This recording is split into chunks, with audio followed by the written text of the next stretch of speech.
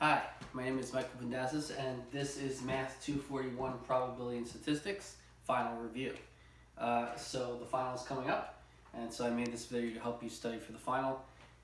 So this is the review sheet for tests 1, 2, and 3. And so I'm just going to look at certain problems from this sheet and go over them with you and remind you how to do problems from previous exams. Okay? And that will help you because the final is cumulative. It covers the topics from tests 1, 2, and 3 from the entire semester.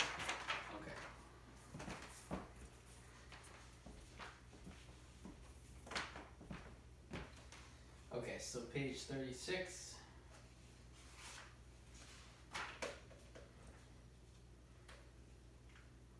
Okay, so on page 36, let's look at on page 36, number 2.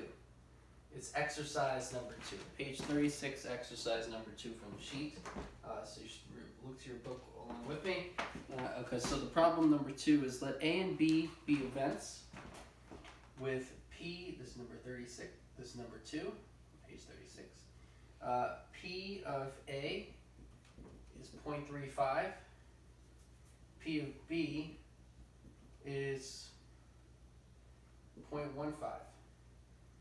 And so find each of the following. Find the probability of A union B for A.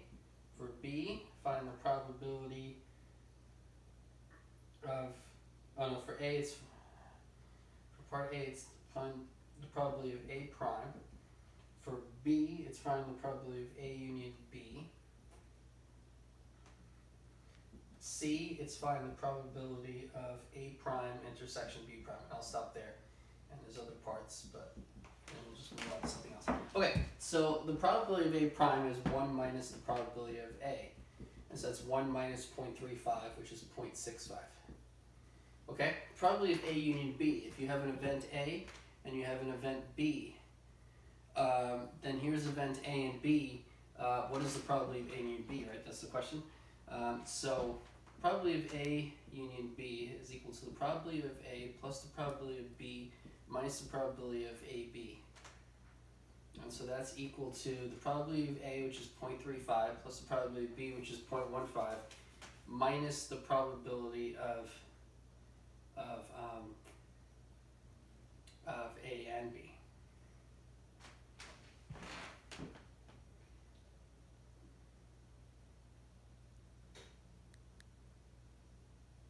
Oh, sorry, wait, this is number 2. I have to read this right. Probability of A is 0.25.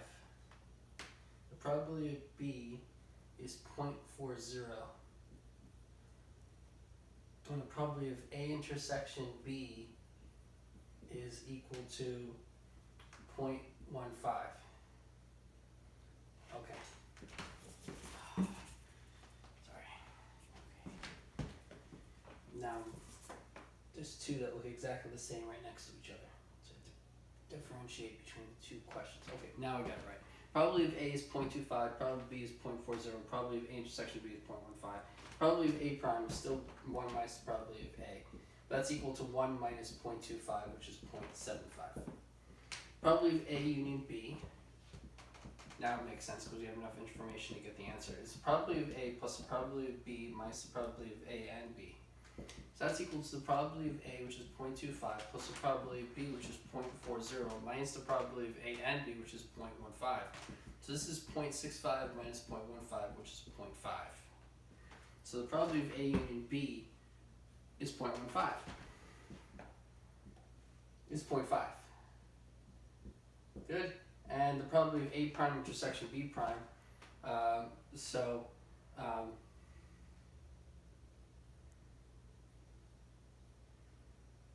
if you're looking at A and B and you want to know what was not in A and not in B, it would be this. What I'm shading in, that is A prime intersection B prime. It's the intersection of what's not in A and not in B. So the probability of the intersection of A prime and B prime is 1 minus the probability of A union B. Okay, by De Morgan's law, if you take A union B and you take its complement, it's A complement intersection B complement. And so that means that the probability of A union B complement is equal 1 minus the probability of A union B. But the probability of A union B complement is the probability of A prime intersection B prime. So what this is saying is the probability of A prime intersection B prime is 1 minus the probability of A union B. And so this is equal to 1 minus the probability of A union B, which is 0.5, so 1 minus 0.5 is also 0.5. That's the answer to C, is 0.5.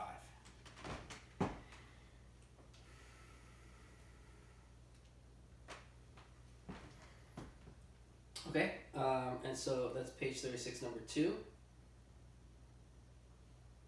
Okay, so let's look at, that's from chapter 1. Let's look on that review sheet, chapter 2.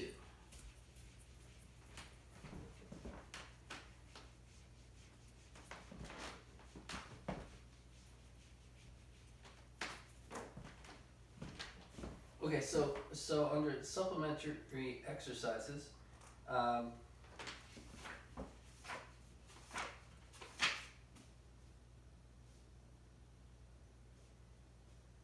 so for supplementary exercises in chapter 2, let's look at number 1. So this is chapter 2, this is on page 68. Okay? So this is on page 68, number 1. And so for number 1, it says roll 3 dice. What is the probability of obtaining 3 different values on the dice?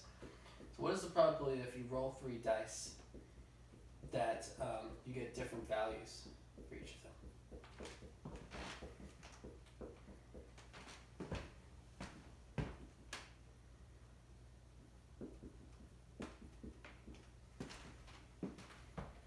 Okay, so you have 3 dice and you roll 3 of them, and each one is 1 through 6. And so what is the probability that you get different values on the 3 dice? And so let's say event A is the event of different values on each dice. That's the event. You roll 3 die. You roll 3 die, and event A is different values on each dice. Okay, and so the probability of that event, the probability of rolling a different value on each dice, is the number of outcomes, simple outcomes in that event A, n sub A, over capital N, which is the total number of possible outcomes of rolling 3 dice.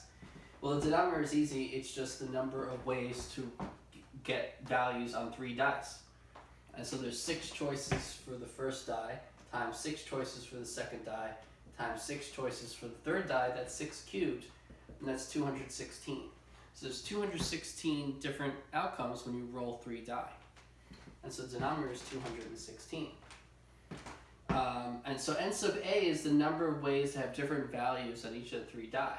Well, if you have 3 die, and so if you draw 3 lines like you're playing hangman, okay, and the number you put here is the number of choices you have for the first die, and the number you put here is the number of choices for the second die, and the number here is the number of choices you have for the third die. Well, the first die you can roll, and there's 6 possible numbers you could choose, 1 through 6. Whatever number you choose from 1 through 6 for the first die, the second die has to be different, so there's only 5 values for the next die. So the first die has numbers 1 through 6, the next die has 1 less, all the other ones other than the one that was on the first die. Then in the third die, you had a value for the first die and a different one for the second die. You now have 2 values already from the first 2 die. And so the third die can only have 4 left. You only have 4 choices left for the third die. One that's not one of the 2 from the previous 2. So you have 6 times 5 times 4. That's the number of ways you can roll 3 die and have a different number on each of the 3 die. 6 times 5 times 4, which is 120. And so there's 120 ways to roll 3 dice and have a different value in each one, and there's 216 ways of rolling 3 dice. And so the probability of obtaining 3 different values on the dice, or the probability of event A, is 120 over 216, which is 60 over 108, which is 30 over 54, which is 15 over 27. And so in simplest, actually you can simplify that also. This is 5 over 9. And so that's equal to 0.56 rounded to nearest hundredth. Okay? And so the probability of event A is 0.56. Okay? So that's the answer to that problem. Okay.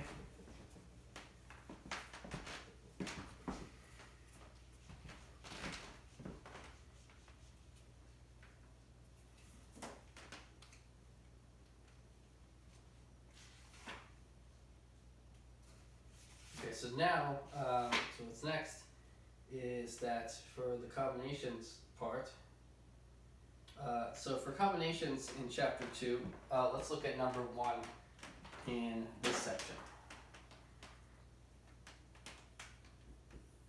Okay, so for number 1 in combinations on page 71, it says, in how many ways can a committee of 4 be chosen from 10 people? So you want, how many committees of 4 can be chosen from 10 people?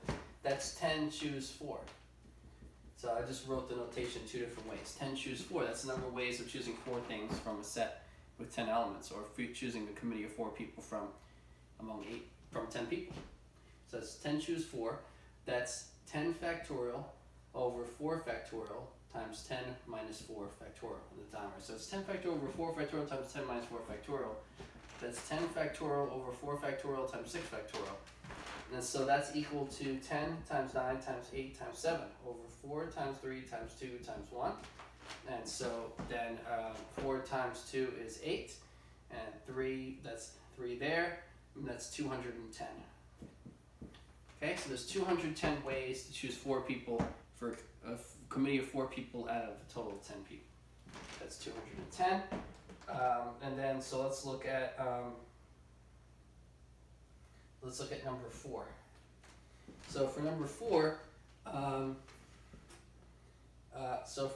it says, in how many ways can a committee consisting of 2 men and 3 women be chosen from 6 men and 8 women? So for the committee,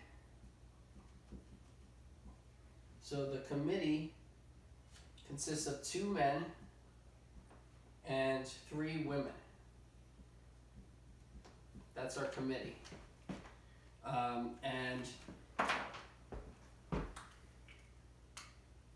And so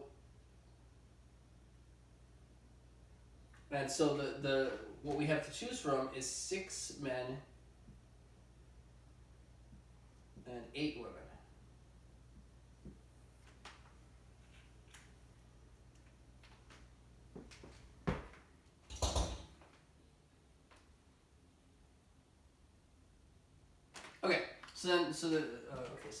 Okay, so then all you have to do is choose 2 out of the 6 men. That's 6 choose 2, right? You want to choose 2 men in this committee. There's a total of 6. So you're choosing 2 out of 6 men, 6 choose 2, times how many ways you can choose 3 women out of a total 8. That's 8 choose 3. So it's 6C2 times 8C3. That's the number of ways to choose 2 out of the total 6 men and 3 out of the total 8 women. And so that's 6 factorial over 2 factorial times 6 minus 2 factorial times 8 factorial over 3 factorial times 8 minus 3 factorial. And so that's equal to 6 factorial over 2 factorial 4 factorial times 8 factorial over 3 factorial 5 factorial. And so that's equal to 6 factorial over 4 factorial. You have 6 times 5. 6 times 5 over 2, so that's 15. So 6 factorial over 2 times 4 times 2 factorial times 4 factorial is 15, times 8 factorial over 3 factorial times 5 factorial. The 5 factorial can cancel in the numerator and denominator. You get 8 times 7 times 6 over 3 times 2 times 1, and that's 56. Okay?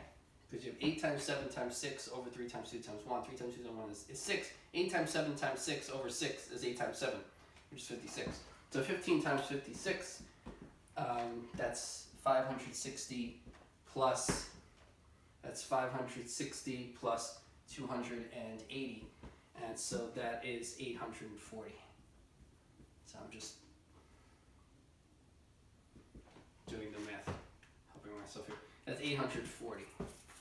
Maybe skip that in between step there. That's 840. Okay, 15 times 56 is 840. Okay, and that's the final answer for number 4, 840. Okay. so also on that same page,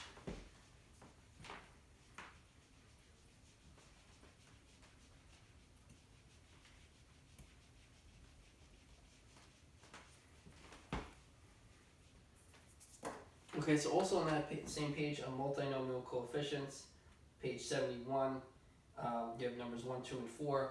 And so for number 1 here, you have counted distinct permutations of all the letters in the word abracadabra. So you have abracadabra. Abracadabra. Okay, so what are all the permutations of the letters in that word? Well, let's point out the letters that repeat. You have A. So you have 5 A's. I'm going to use capital letters so you can see what I'm writing. You have 5 A's. B's. You have 2 B's. That's a C. I'm just going to make it lowercase. C, you have 1 C. D,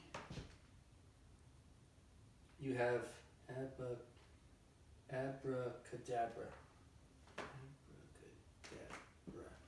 D, you have 1 D. What's left? You have an R here, and you have an R here. You have 2 R's. So you have 5 A's, 2 B's, 1 C, 1 D, and 2 R's. So that's 7, 8, 9, 11. 1, 2, 3, 4, 5, 6, 7, 8, 9, 10, 11. Okay, so I counted all the letters there. So there's a total of 11 letters. So there's a total of 11 letters in that word. So you want to count the distinct permutations of all letters in the word abracadabra. Well, there's 11 factorial ways of arranging the letters in that word if there was no repetition of letters. If you just had 11 different letters, again, we can use the hangman dashes here. 2, 4, 6, 8, 10, 11. So there's 11 dashes. Then if you just want to arrange 11 different things, you would have 11 choices for the first thing, then 10, then 9, then 8, then 7, then 6, then 5, then 4, then 2, then 1, right? So you would just multiply these by, right? Okay? So then 11, that would be 11 factorial, right? There's 11 factorial ways of arranging 11 distinct objects, right? Or order matters, right? But now some of them are repeated. There's 5 A's, right? So every time you arrange these 11 things as if they were different, 5 of them would be the same. They'd be A's. 2 of them would be B's, and 2 of them would be R's. So how do you account for that? Well, it's simple, really. For every arrangement, if you consider them all different, and you had 11 factorial of those arrangements, there would be 5 A's. And for those 5 spots, you would have arranged those 5 A's in all possible, just ignoring everything else, the other 6 letters. You would have taken those 5, thought they were different, and arranged the 5 letters in those 5 spots in each, in all the ways you possibly could. So you don't want to consider that a different arrangement if you rearrange the same letter, right? If you have an A in one place and A in another part, and you switch them, that's not a different word. So to account for that, you just divide by 5 factorial because there's 5 A's. You divide by 2 factorial because there's 2 B's, and you divide by 2 factorial because there's 2 R's. And if you wanted, you could divide by 1 factorial because there's 1 C and 1 factorial because there's 1 D, but dividing by 1 factorial is dividing by 1, which doesn't change the number, right? But if you wanted to do that, you could say the final answer is 11 factorial over 5 factorial times 2 factorial times 2 factorial times 1 factorial times 1 factorial. That is the number of permutations of the letters in the word abracadabra. Okay, and so you calculate that number and you get the total number of arrangements. And if you want to know what that number is, it's equal to so 11 factorial here cancels. So if you had 11 times 10 times 9 times 8 times 7 times 6 times 5 factorial, divided by 5 factorial, 2 factorial, 2 factorial. And so the 5 factorial will cancel. This 5 factorial will cancel with that 5 factorial.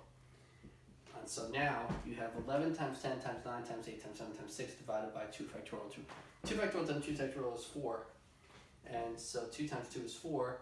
and then 8 divided by 4 is 2, so I'm going to replace that 8 with a 2. So this is 11 times 10 times 9 times 2 times 7 times 6. You multiply those things and you get the final answer. And so 2 times 7 is, actually 7 times 6 is 42. 42 times 2 is 84. 84, 11 times 9 is 99, so it's 99 times 84 times 10. And so 100 times 84 would be 8400, but it's 99 times 84, so it's 8400 minus 84, which is 8316 times 10, which is 83,160. Okay? And so the answer is 83,160. Just make sure 100 times 84 is 8400, 99 times 84 is 8316. And so 8316 times 10 is 83,160. Good, and that's it, because you have 11 times 9 is 99, and 2 times 7 times 6 is 84, and then times 10. There. Good, okay, so the final answer is 83,160. Okay. Okay, so that's just going over again topics that we did for test 1. And it's now going over again stuff we did for test 2.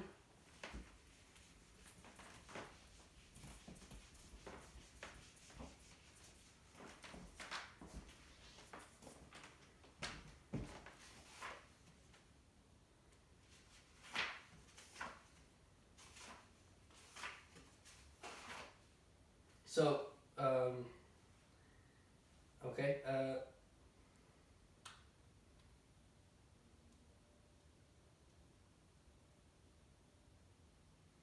so let's look at, for chapter 3, let's look at exercise 3, under conditional probability and independence, page 99, exercise number 3. Page 99, exercise number 3. Okay, so this is for just exercises, exercise number 3. And so when you read that, and it's asking you in A to draw a tree diagram for that situation. Okay, A and B are opponents. The winner of each game continues the series by playing against the player who is not a participant in the most recent game. There's 3 players, A, B, and C. It begins with A and B as opponents. And it continues until one player has won 3 games. A, draw a tree diagram of the possible outcomes with the associated probabilities. Okay, so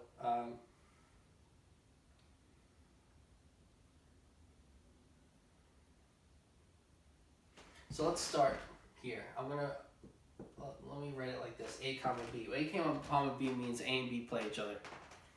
Okay, and so there's 2 possible outcomes: either A wins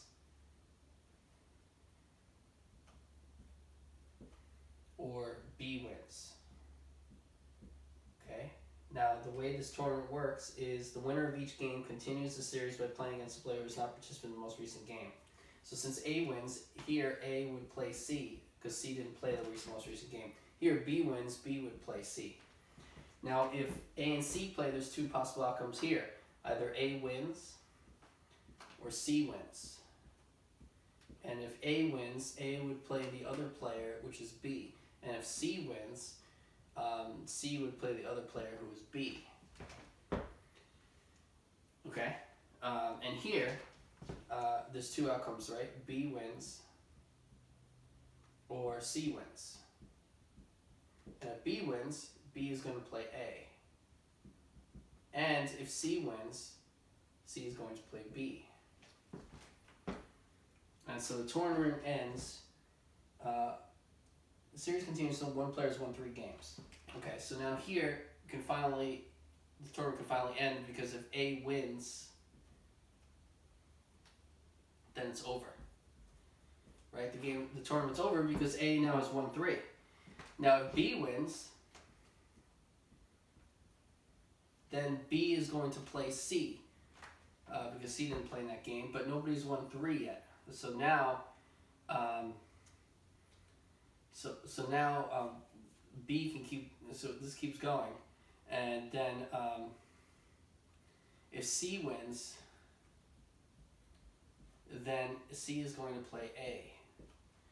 And if B wins, A and B are going to play each other. And so if C wins. So now here, if B wins, it's over. Because B would have won 3 games. And if A wins, it's also over because A already won 2 also. So luckily, the tree diagram can end, this branch ends here, because then it would be 3 or 3. But if C wins here, you have C and A. And so if C wins, you would have C and B. And if A wins, you would then have 3 wins and it would be over here. Then this would be over. But then if C wins here, you have 2 wins. Then C and B would play. So if C wins, it would be over. Because then C would win 3 times. But if B wins, it's still not over. And then it would be A and B. And if B wins again here, then it's over. Because then it would be B wins, B wins, B wins. And if A wins, it would also be over. And so the reason it would be over because it would be A wins, 3 wins that way. Okay, so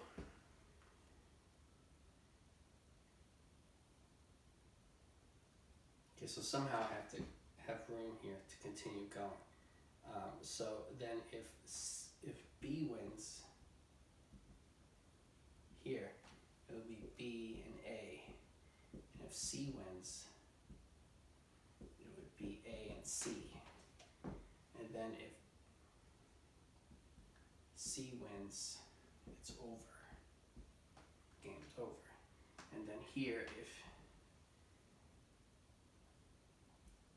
A wins, you just keep going here, and then it's A and C. So I think you see the point of this tree diagram, right? Okay, so you just keep going, and it's a really long tree diagram, and then eventually you're done with the diagram. Okay, and so you can finish the rest of that problem by, you just go to the end, and you multiply all the probabilities of A winning in the end. Each branch has A winning in the end, you multiply the probabilities, and then you add up the products, and that gives you the total probability that A will win. And you can do that similarly for B winning the series. Okay, so that's that problem.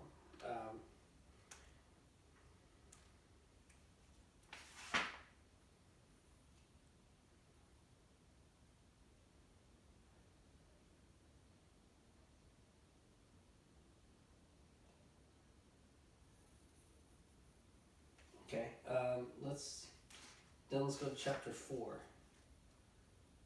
And so for chapter 4,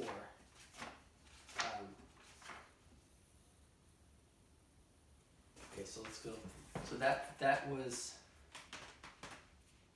doing a little bit in chapter 3. Now let's do something in chapter 4.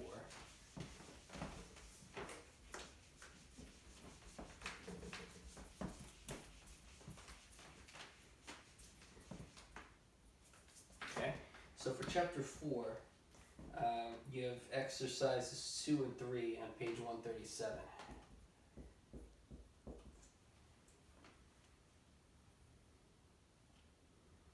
So for exercises 2 and 3, so let's look at exercise 2 on page 137. So for exercise 2, consider a throw of 2 dice. Let x be the sum of the values on the 2 dice. X is the sum of 2 dice. So you have 2 dice. Right? 2 dice, each one is 1 through 6, and x is the sum of the values at the top side of the 2 dice. Okay, then find and graph the cumulative distribution function of x. So the goal is find the cumulative distribution function of x. Okay, so first let's find the probability function, f of x, okay?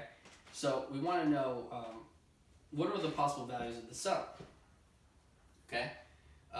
So here, what are the possible values of the sum? Well, the sum could be as small as 1 plus 1, which is 2, and as large as 6 plus 6, which is 12.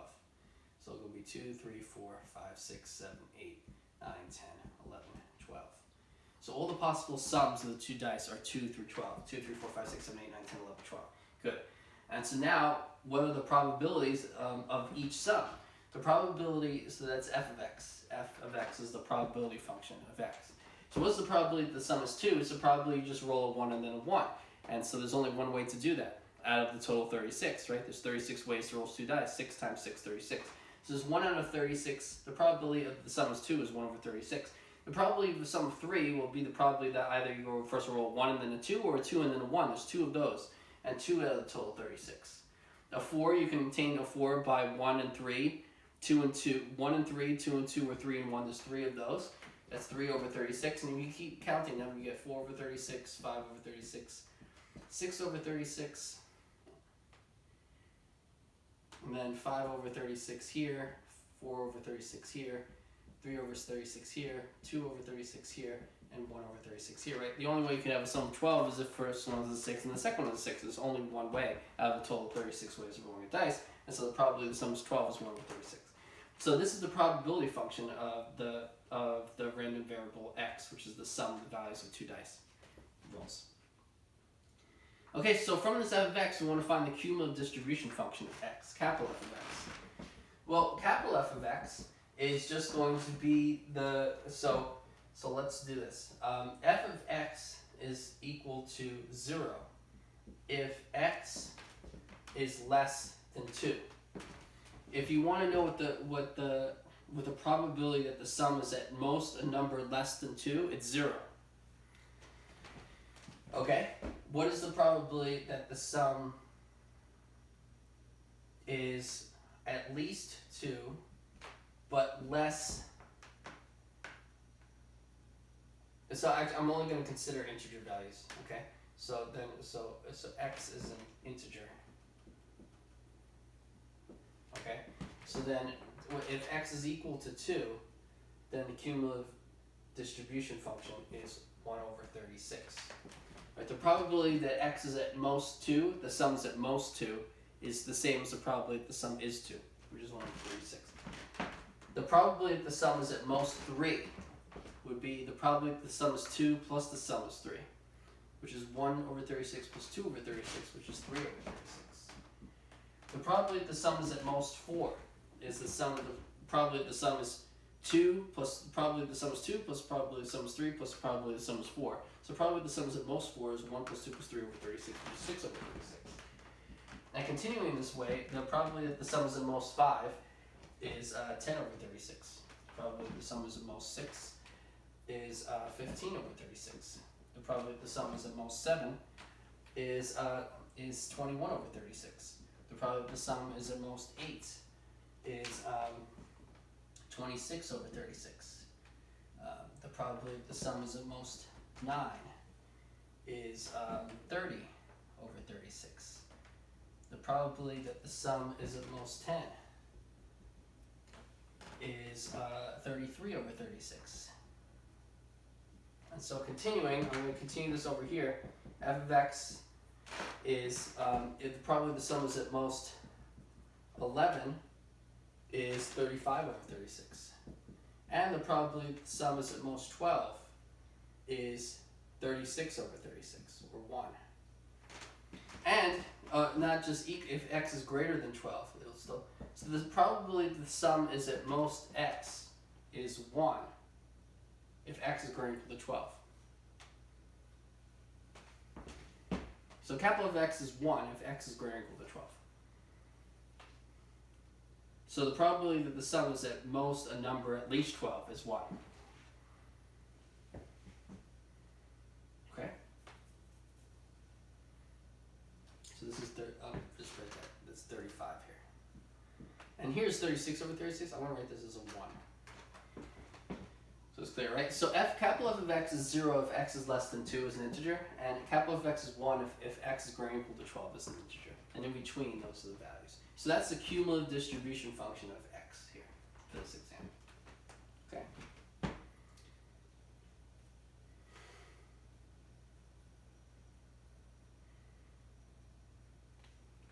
Okay, so now chapter 5. Let's look at a problem in chapter 5.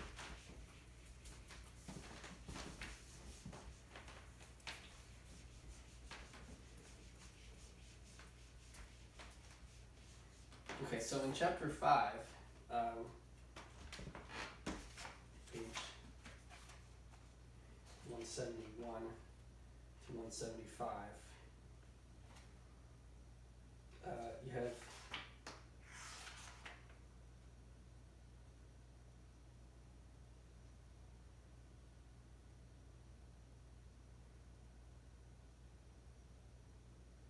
because let's do number 2 on page exercise number 2 on page 172. So page 172, exercise number 2. Okay, so suppose that the annual rainfall in a certain region is a uniform random variable with values ranging from 12 to 15 inches. Okay, so 12 inches to 15 inches. And that would be annual rainfall. And so this is a uniform random variable.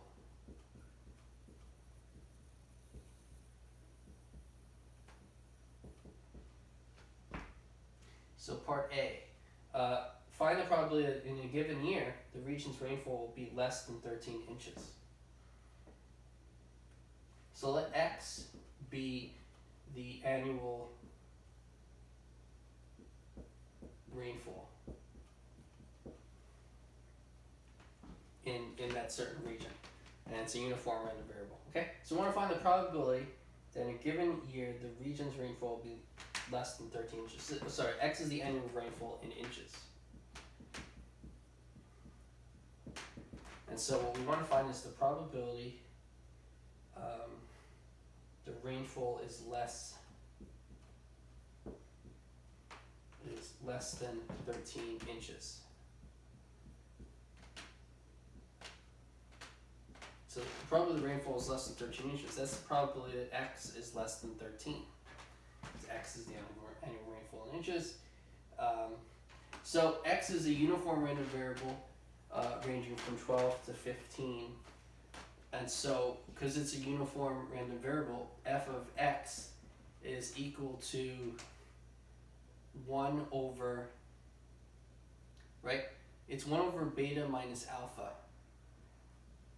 If alpha is less than or equal to X, less than or equal to beta, and 0 elsewhere, where alpha is 12 and beta is 15 as a uniform random variable, right? So X is a uniform random variable with values alpha is 12 and beta is 15. F of X is 1 over beta minus alpha if X is between alpha and beta and 0 elsewhere. So that means that this probability function, right, this over here, that's this guy over here, this is equal to beta minus alpha is 15 minus 12, which is 3. This is 1/3 if 12 is less or equal to X, less or equal to 15, and 0 elsewhere. That's the probability function. So what is the probability that X is less than 13? Well, this is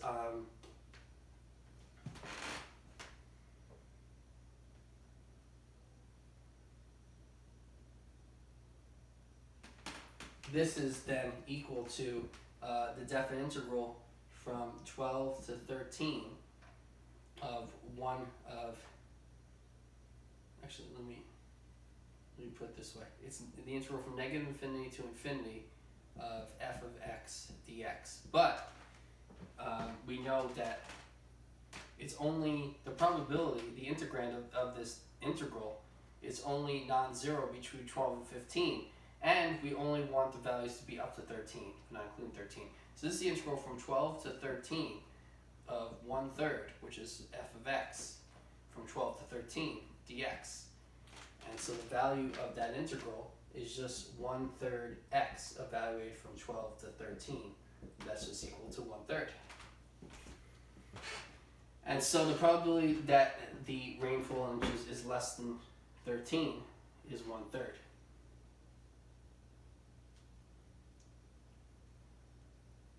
Okay? So that's A.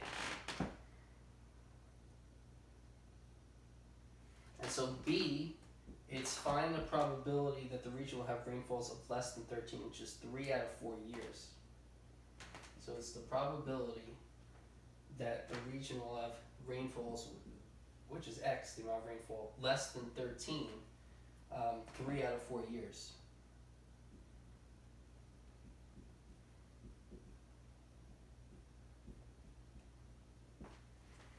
Okay, so this probability that the rainfall is less than 13 inches in a year, it's 1/3. And so we want this event to happen 3 out of 4 times.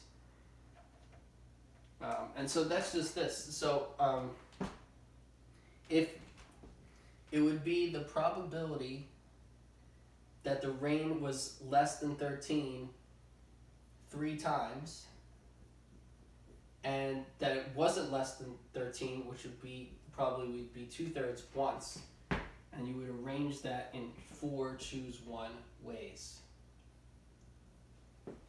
So what did I just do? So what that is it would be the probability of X less than 13 times the probability of X less than 13 times the probability of X less than 13 times the probability of X greater or equal to 13. But then you could arrange those 4 things in 4 choose 1 ways. And so that would be 4 choose 1 times 1/3 cubed times 2/3 is the first. And so that would be 8/81. That's the probability that the rainfall is less than 13 3 out of 4 years.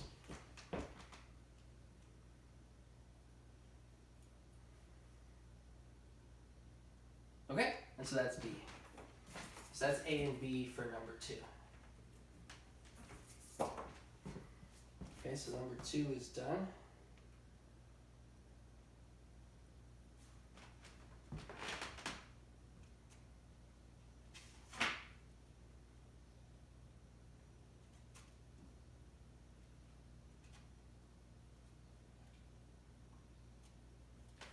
Okay, and so that's that, and then let's do one more problem in this chapter, chapter 5.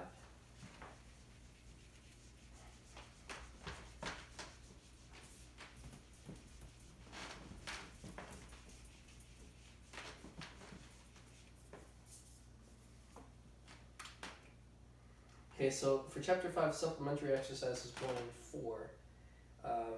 So let's do number 1. And so this is page 175, a supplementary exercise number 1. So for that problem, it says, consider the experiment of selecting a number at random from the set of all numbers between -1 and 3. Assume that every number within the interval -1 to 3 has an equal chance of being selected. If X is the number selected, what is the probability density function of X? What is the cumulative distribution function of X? So it's the set of all numbers from -1 to 3. So that's all the real numbers. There's uncountably infinite many, whatever that means, in that set from -1 to 3. That includes the number E, 2.7182, 182, 4.9, Well, that number, it includes pi over 2. It includes lots of different numbers. All those numbers are in there. Not just the integers, not just fractions. All the real numbers there. Okay, so assume that every number within that interval has an equal chance of being selected. X is the number selected. So X is the number selected. That's our random variable X. We want to know what the probability density function of X is. What is little f of X of that? So this is a uniform probability density function, just like what we were just doing. So the probability is 1/3 minus -1 if -1 is less than X less than 3, and it's 0 elsewhere. Okay.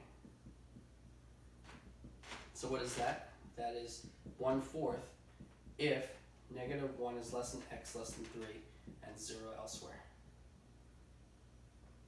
Okay, so that's little f of X. That's the probability density function of X. And what is the cumulative distribution function of X? That's just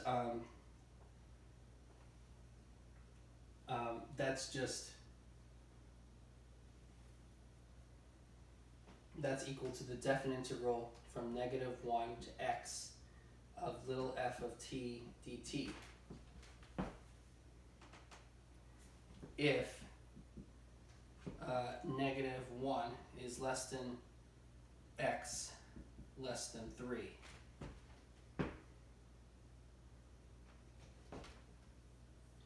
It's 0 if x is less than or equal to -1, and it's 1 if x is greater than or equal to 3.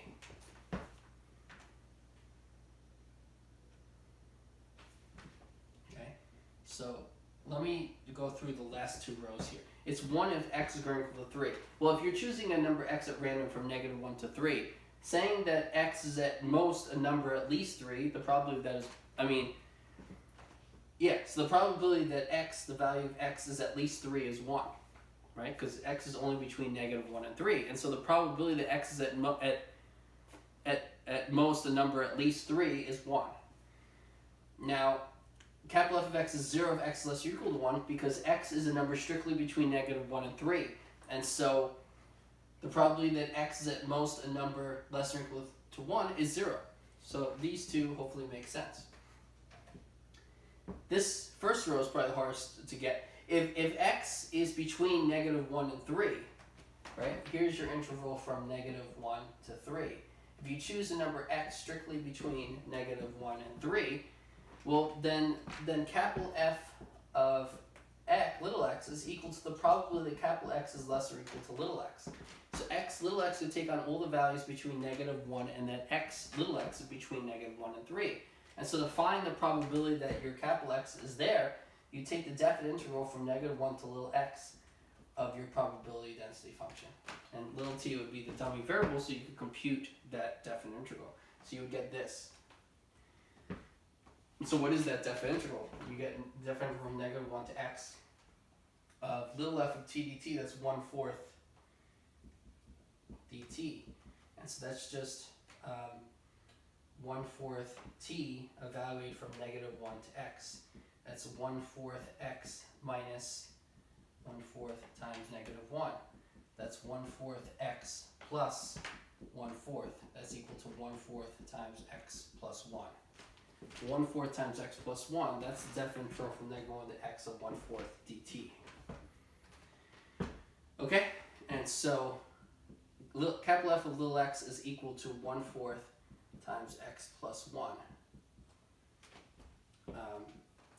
If x is strictly between -1 and 3, 0 if little x is less or equal to 1, and 1 if little x is greater than or equal to 3. And so that is the cumulative distribution function of x. Okay, and so that's the cumulative distribution function of x, and that's the probability function of x. Probability density function of x. Okay, and so that's those are problems from chapter 5.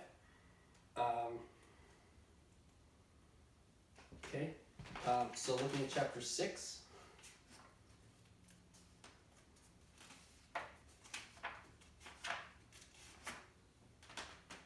Okay, so exercises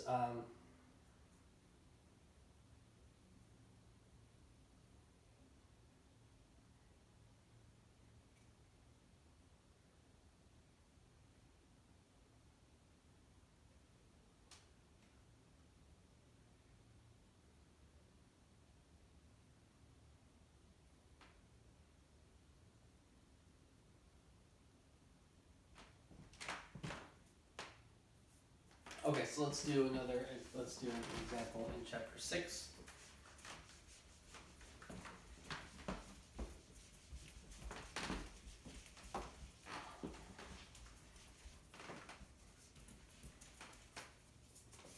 Okay, so for chapter 6, we have supplementary exercises on page 228. So on page 228, if you look at exercise number 2, let's look at that. Okay. So Keno is a popular game in many gambling casinos. In one version of this game, the casino selects 20 numbers at random from the set of numbers 1 through 80. So you have the numbers 1 through 80, and you select 20 numbers from the numbers 1 through 80. Okay? A player selects 10 numbers. that's the casino.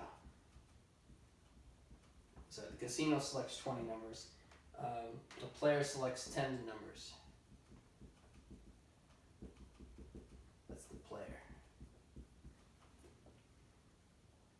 A win occurs if at least one of the players' chosen numbers match any of the 20 numbers selected by the casino.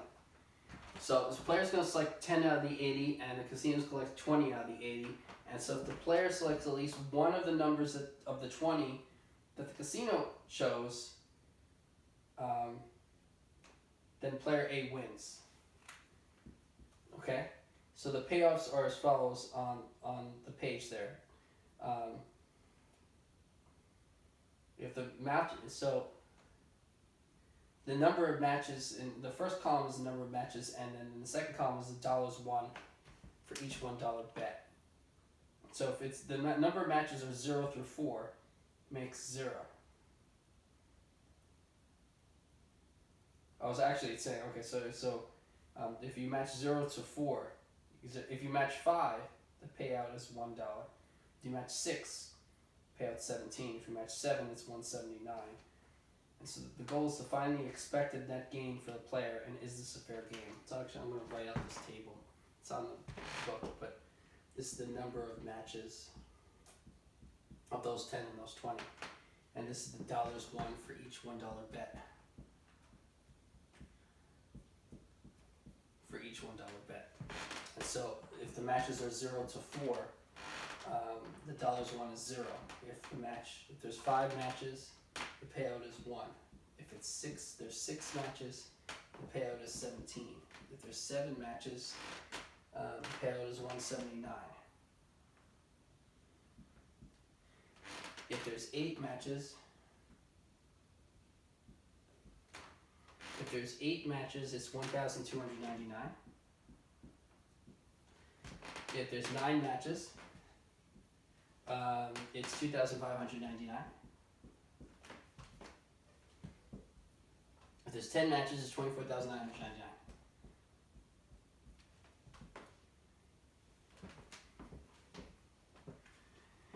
Okay, so you have the number of matches in the first column, and you have the dollars won for a $1 bet in the second column. So find the expected net gain for the players is a fair game. Okay, so finding the expected net gain, E of x, is the sum over all possible value of x, of f of x times f of x. Okay, so the possible values of x are 0 through 10.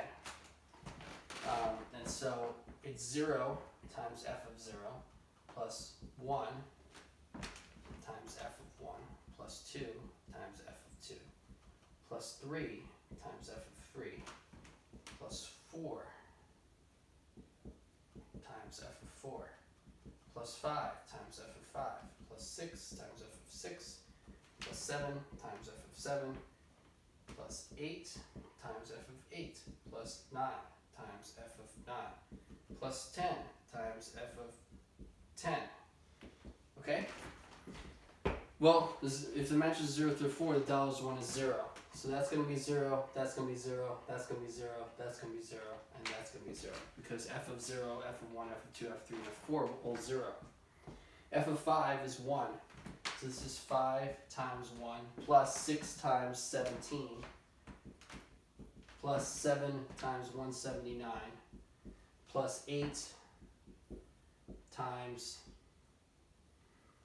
1,299 plus 9 times 2,599 plus 10 times 24,999. Okay, so that's equal to 5 plus 6 times 17 is 102 plus 7 times 179. Well, that's 180 times 7 minus 7. And so that's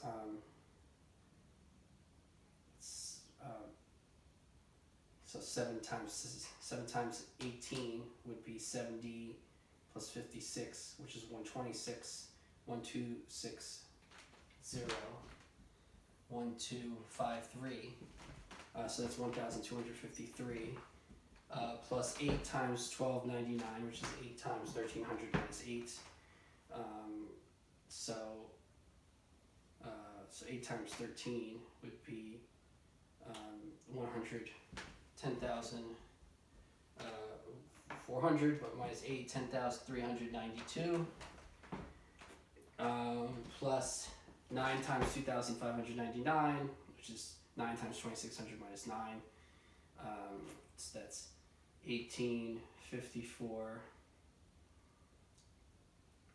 23,391, 23,391. It's 26, 18, 54, 23, 4. Yeah, good. Okay. And that's 23,391 plus 249,990. Okay, and so you add those up, and that's the expected value. And so what is that number? That number is 249,990, 23,391, 10,392, 1,253, 102, and 5. You just add those up. And so you get 3, 6, 8, 13, 9, 18, 27, 28, 33, 15, 18, 20, 21, 11, 14, 15, 4, 6, 8, 2. So you get 285,133. Okay, so the expected. Wait.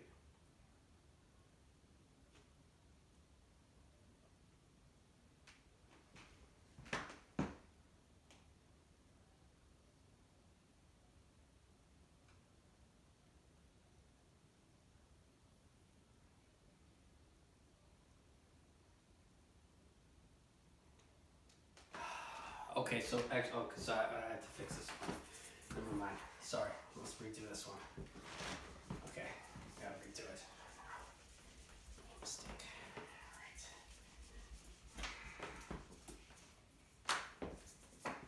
Okay, so it's numbers 1 through 8. You select the casino selects 20 numbers and player A selects 10 numbers. Okay, so you have the table of the number of matches and dollars won for each $1 bet.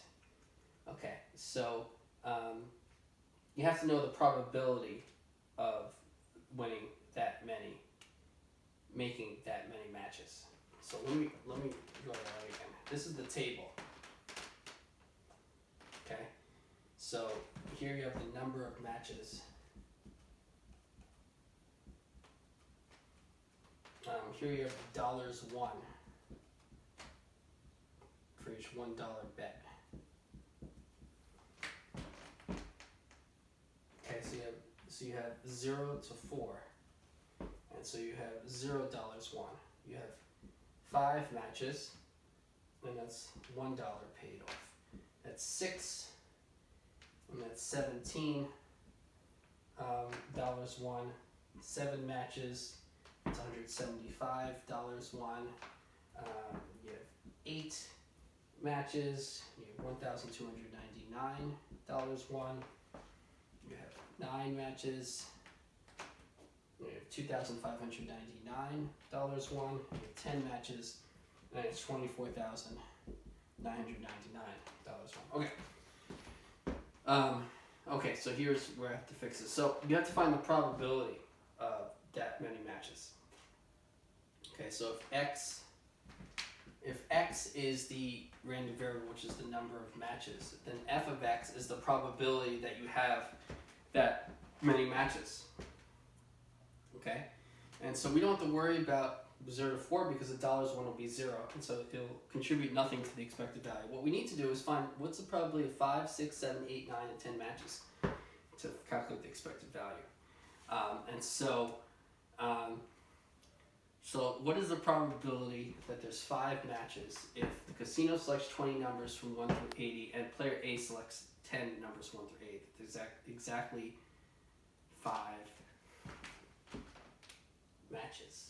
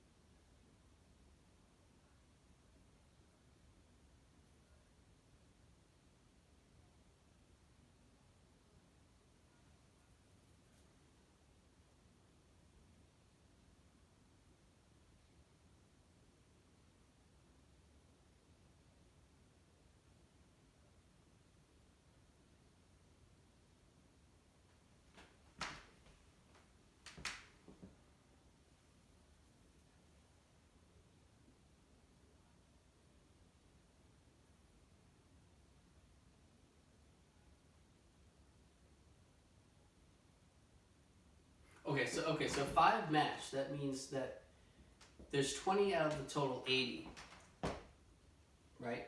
There's 20 that the casino chose out of the total 80. So the probability that the first one would match would be 20 over 80.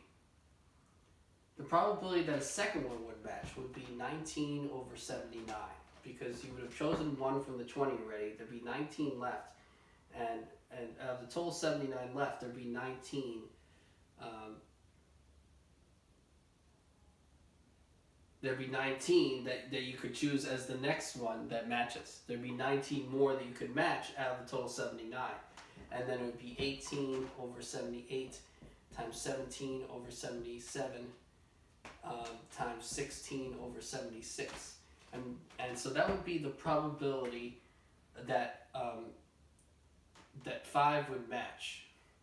And then you would multiply that by, there's 60 that are not among the 80. And so 60 out of 75 would be the probability that the sixth one would be one of the 60 that weren't chosen out of the remaining 75, times 59 over 74, times 58 over 73, times 57 over 72, times 56 over 71. And so you would multiply those probabilities, and that would be the probability that 5 matched and 5 didn't. Okay? And so that would go into f of x. Okay, so you would multiply those numbers, and that would go into f of x. Okay? So you would, okay, so you would do a very similar thing for 6 here. You would have 20 over 80 times 19 over 79 times 18 over 78 times 17 over 76 times 16 over 75 times 15 over 74. So that would be 6 of them that were chosen from the 20, and then 4 weren't. So there'd be 60 over 73 times 59 over 72 times 58 over 71 times 57 over 70. And so now 6 of them would be matches, and 4 of them would not be matches. And you would put that probability here. And so you would calculate each probability here, here, here, here, here, and here. And when you find those probabilities to find the expected value, you would say E of x, the sum over all possible values x of x times f of x. And because these are 0, because that's you would get $1 times f of 5 plus $17 times f of 6 plus 179 times f of 7 plus 1,299 times f of 8 plus 2,599 times f of 9 plus 24,999 times f of 10. And now that's the expected value. Okay? And so you would just calculate these probabilities, these 6 probabilities, and you would plug them into here, here, here, here, here, and here, and you would multiply by these values. This times this, plus this times this, plus this times this, plus that times that, plus that times that, plus that times that. And that sum of products is the expected value, number 2. Okay? Let's keep going. So then chapter 7,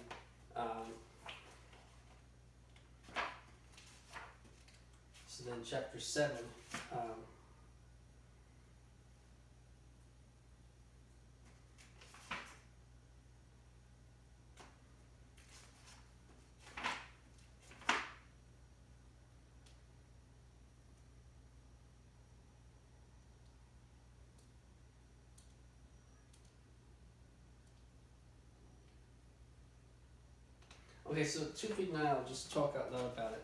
In 259, number exercise 5, it says let X1 be the annual income of a randomly selected family in Phoenix, Arizona. X2 is the IQ of a University of California student selected random. And X3 is the number of heads and 10 tosses of the coin. Are the random variables X1, X2, and X3 independent random variables? Explain.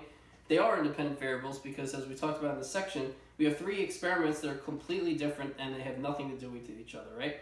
X1 is an annual income, X2 is the IQ of someone, X3 is the number of heads in 10 tosses of the coin. None of those 3 experiments have anything to do with any of the other ones.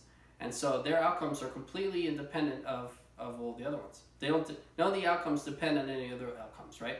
When you flip a coin 10 times and you count the number of heads, that doesn't depend on what the IQ of the person in the University of California was, right?